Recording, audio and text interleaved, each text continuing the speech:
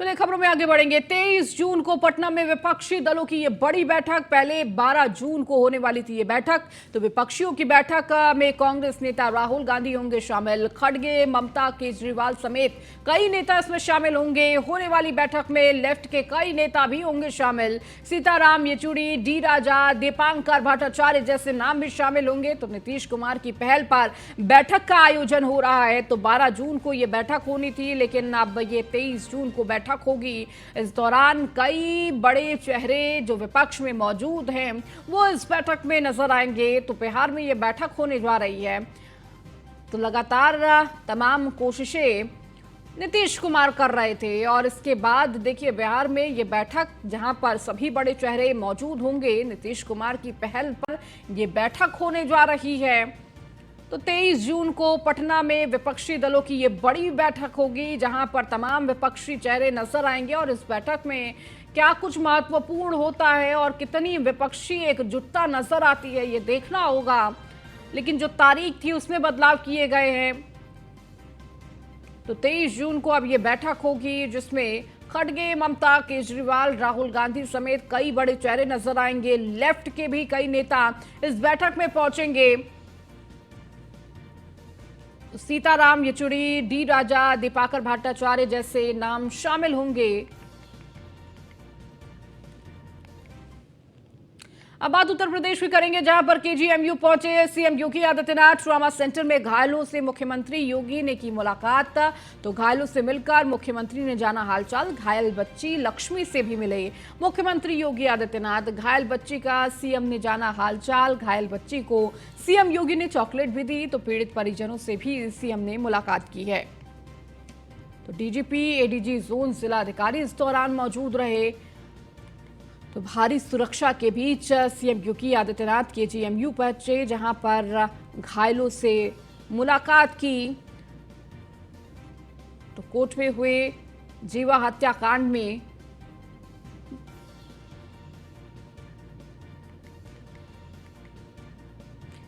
तो इस दौरान बच्ची को भी गोली लग गई थी। 1.5 साल की ये बच्ची मासूम जिसे इस हत्याकांड में गोली लग गई थी और उसे बचाने में बच्चे की मां भी घायल हो गई थी। तो वहीं बच्ची से मुलाकात करने सीएम पहुंचे। उनको हम एड्रेस करेंगे और इसके अलावा भी जो उनकी बच्ची की हालत में कैसे सर? अभी बच्ची को देखने के लिए माननीय मुख्यमंत्री जी भी आए थे और उन्होंने इंस्ट्रक्शन दिया है कि जो सर्वोत्तम उपचार हो सकता है वो डॉक्टर्स के द्वारा किया जाए और पूरा ध्यान दिया जा रहा है। केजीएमयू एडमिनिस्ट्रेशन को भी उन्होंने इंस्ट्रक्शंस दिए हैं और बच्ची की स्थिति अभी स्टेबल है। बाकी डॉक्टर्स के ऑब्जर्वेशन में है अभी और वो उपचार कर रहे हैं। 2 पुलिसकर्मी और से सुरक्षा बढ़ाई गई है कि शूटर यहाँ एडमिट है? हाँ, जब तक वो यहाँ पर है तब तक उसके उस विशेष वार्ड में अतिरिक्त सुरक्षा की व्यवस्था। अब खबर गाजियाबाद से है जहां धर्मांतरण को लेकर लोगों में आक्रोश देखने को मिल रहा है। हिंदू संगठन के लोग मांगों को लेकर धरने पर बैठे हैं। मस्जिद पर बुलडोजर चलाने की मांग पर अड़े हुए हैं। आरोपी मौलवी को फांसी की सजा की कर रहे हैं मांग। आरोपी मौलवी अब्दुल रहमान हो चुका है गिरफ्तार। लेकिन देखिए गाजियाबाद में यह तस्वीर निकलकर सामने आई है जहां पर मस्जिद पर बुलडोजर चलाने की मांग पर ग्रामीण अड़े हुए हैं। आरोपी मौलवी को फांसी की सजा की मांग कर रहे हैं। इसके साथ ही आपको बताते चले कि आरोपी मौलवी अब्दुल रहमान गिरफ्तार हो चुका है। तो धर्मांतरण का यह मामला सामने आया। तो धर्मांतरण को लेकर लोगों में आक्रोश है। गाजियाबाद में मौजूद लोगों में आक्रोश देखने को मिला। हिंदू संगठन के लोग धरने पर बैठे हुए हैं और मस्जिद पर बुलडोजर चलाने की मांग पर अड़े हुए हैं ये ग्रामीण और लगातार फांसी की मांग भी कर रहे हैं कि मौलवी को फांसी की सजा दी जानी चाहिए।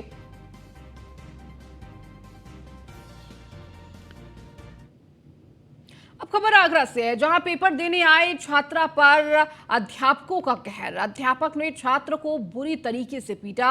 वीडियो वायरल हो रहा है। अध्यापक छात्र को पीटते हुए धक्के मारकर कॉलेज से बाहर निकाला। अध्यापकों की दबंगई का वीडियो जमकर वायरल हो रहा है। थाना इरादत नगर क्षेत्र की कला डिग्री कॉलेज का बताया जा रहा है ये पूरा मामला। तो किस तरह से छात्रा आया था एग्जाम देने, लेकिन इस दौरान अध्यापक छात्र को पीटते हुए धक्के मारकर कॉलेज से बाहर निकाला। तो अध्यापकों की दबंगई का ये वीडियो जमकर वायरल हो रहा है। तो थाना इरादत नगर क्षेत्र की कला डिग्री कॉलेज का ये पूरा मामला बताया जा रहा है। तो पेपर देने आए छात्र पर अध्यापकों का कहर देखने को मिला है। और अधिक जानकारी के साथ संदीप शर्मा हमारे संवाददाता हमारे साथ जुड़ चुके हैं। संदीप, किस तरह की जानकारी मिल पा रही है? गुरु का एक प्रमुख दर्जा होता है, एक महत्वपूर्ण दर्जा होता है, लेकिन इस दौरान किस तरह से अध्यापकों का कहर यहाँ पर देखने को मिला है? बिल्कुल, देखिए कहीं ना कहीं अगर बात की जाए तो गुरु का दर्जा वो होता है कि जो शिक्षा के मंदिर को संभालता है और बच्चों के भविष्य को बनाता है। यही बच्चे देश का भविष्य कहे जाते हैं। लेकिन ऐसा ही मामला आगरा जनपद के थाना इरादत नगर क्षेत्र के एक कला डिग्री कॉलेज का एक वीडियो सोशल मीडिया पर वायरल हो रहा है, जिसमें बताया जा रहा है कि जो ग्रेजुएशन के जो एग्जाम चल रहे थे, जिसमें बच्चे का सेंटर वहां आया था और छात्र पेपर देने के लिए आया था। इस दौरान बच्चे के पास जो बैग था, उस बैग को रखने को लेकर विवाद बताया जा रहा है। वहीं जो छात्र है उसका आरोप है कि बैग रखने के लिए उनसे अध्यापक के साथ तो इतने पर मारपीट करने लगे। और जैसा कि आप वायरल वीडियो में भी देख सकते हैं कि अध्यापक छात्र को पीटते हुए, धक्के मारते हुए कॉलेज से बाहर निकालते हुए दिखाई दे रहे हैं। कहीं ना कहीं बड़ा सवाल है और बड़ी विडंबना की बात है कि गुरु का दर्जा क्या शिक्षा देने का काम करता है, लेकिन यहाँ साफ जो अध्यापकों की गुंडई देखने को मिली है। वीडियो बताया जा रहा है कि आज के करीब 4 से 5 दिन पुराना वीडियो बताया जा रहा है, लेकिन सोशल मीडिया पर ये अब वायरल हुआ है। और पूरे मामले की अब वीडियो वायरल होने के बाद भी पुलिस जांच पड़ताल में लगी हुई है। ठीक है संदीप, आप लगातार जुड़े रहिए और भी खबरों पर आपसे अपडेट लेंगे। वहीं आगरा से एक और खबर आपको दे दें, जहां गृह क्लेश के चलते बुजुर्ग दंपत्ति ने की आत्महत्या। तो पेड़ पर लटका दंपत्ति ने आत्महत्या की, जिससे हड़कंप मच गया। ग्रामीणों ने पुलिस को इसकी सूचना दी। पुलिस ने शव पोस्टमार्टम के लिए भेजा। थाना पिनाहट क्षेत्र के पूरा नत्था गांव का ये पूरा मामला है। तो पेड़ पर लटक कर की दंपत्ति ने आत्महत्या, जिसके बाद हड़कंप मचा हुआ है। ग्रामीणों ने पुलिस को इसकी सूचना दी। पुलिस ने शव पोस्टमार्टम के लिए भेजा है। वहीं पूरे मामले की जांच में जुट गई है। थाना पिनाहट क्षेत्र के पूरा नत्था गांव का ये पूरा मामला है, जहां पर गृह क्लेश के चलते बुजुर्ग दंपति ने आत्महत्या की। संदीप हमारे साथ लगातार जुड़े हुए हैं। संदीप, क्या जानकारी मिल पा रही है इस पूरी आत्महत्या के पीछे की? संदीप,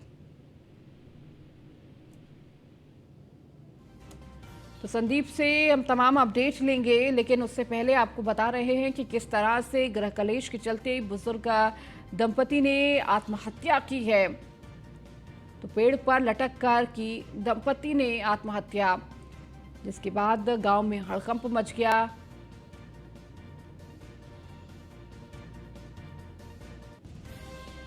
तो थाना पिनाहट क्षेत्र का पूरा नत्था गांव का ये पूरा मामला बताया जा रहा है।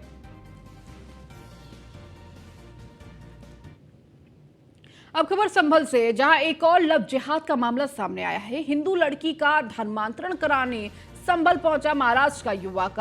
स्नैपचैट के जरिए युवक ने लड़की से दोस्ती की। सद्दाम से मनोज ठाकुर बनकर युवक ने लड़की से दोस्ती की। स्थानीय लोगों ने सद्दाम को पकड़ पुलिस के हवाले किया। चंदौसी कोतवाली इलाके का ये पूरा मामला है। तो किस तरह से स्नैपचैट के जरिए युवक ने लड़की से दोस्ती की। सद्दाम नाम था, लेकिन मनोज ठाकुर बनकर युवक ने लड़की से दोस्ती बढ़ाई। और अब देखिए, ये लव जिहाद का पूरा मामला धर्मांतरण का निकलकर सामने आया है। स्थानीय लोगों ने सद्दाम को पकड़कर पुलिस के हवाले किया।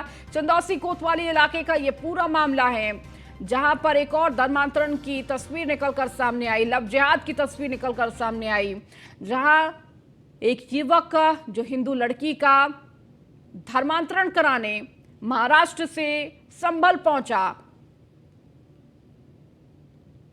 थाना चंदौसी में एक बालिका के परिजन द्वारा शिकायत दर्ज कराई गई कि महाराष्ट्र के एक युवक द्वारा अपना नाम, पता एवं अपनी वास्तविक पहचान छिपाते हुए बालिका से चैट किया गया तथा बाद में दबाव देकर संप्रदाय बदलने की कोशिश की गई।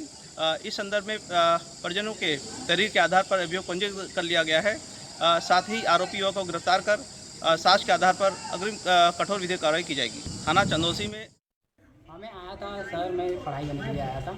अच्छा। हाँ, मेरी सिस्टर है, उससे ही क्या नाम है सिस्टर का? आकांक्षा।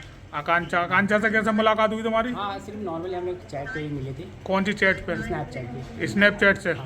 तो तुम उससे संपर्क करके यहाँ चंदोसी आए हो? हाँ सर, मतलब अच्छी खासी मेरी मतलब अब बोलते जब ना, तुम्हारे इसमें बुर्का निकला है। हाँ सर, मेरी अम्मी के लिए लिया था। अम्मी कहाँ है तुम्हारी? मेरी अम्मी घर पे है, मैं बात भी करवा सकता हूँ। तो महाराष्ट्र है, तो महाराष्ट्र से तो अम्मी को छोड़ के आए यहाँ पे, तो बुर्का उनका क्यों चुरा लाए? सर तुम्हें निकल मतलब यहाँ आया ना, मैं यहाँ सिर्फ 10 दिन के लिए आया हूँ सर, सिर्फ एडमिशन सब ले करके। बुर्का कहाँ से लिया यहाँ पे? मैंने लिया था यहाँ अपना चंदोसी से पहले स्टेशन पड़ता है, हाँ। क्या नाम है इसका, अलीगढ़।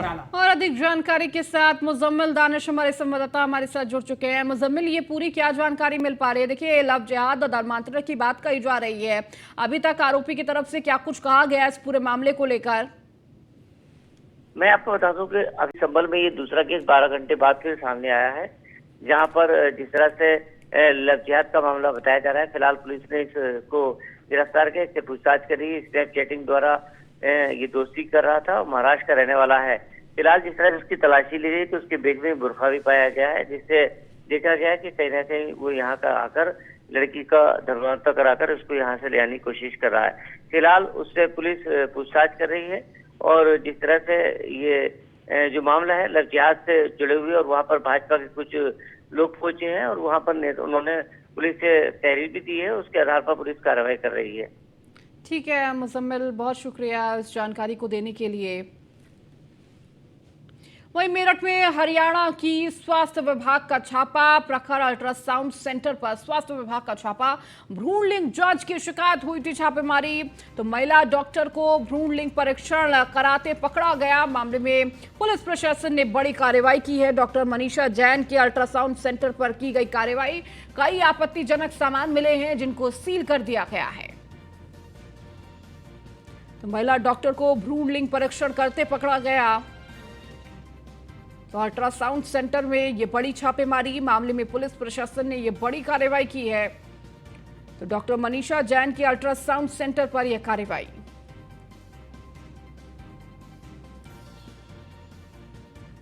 ये एब्ज चौराहे का मामला है, थाना सिविल लाइन का है। प्रखर ultrasound centre doctor Manisha Rastogi का, इनके यहाँ सूचना मिली थी तो डीएम साहब के यहाँ से मजिस्ट्रेट के रूप में नामित किया गया और टीम को सहयोग देने के लिए कहा गया। हम लोग तकरीबन सुबह 9:30 बजे आए और जैसा कि आपको पहले डॉक्टर साहब ने बताया वो कार्रवाई यहाँ की गई।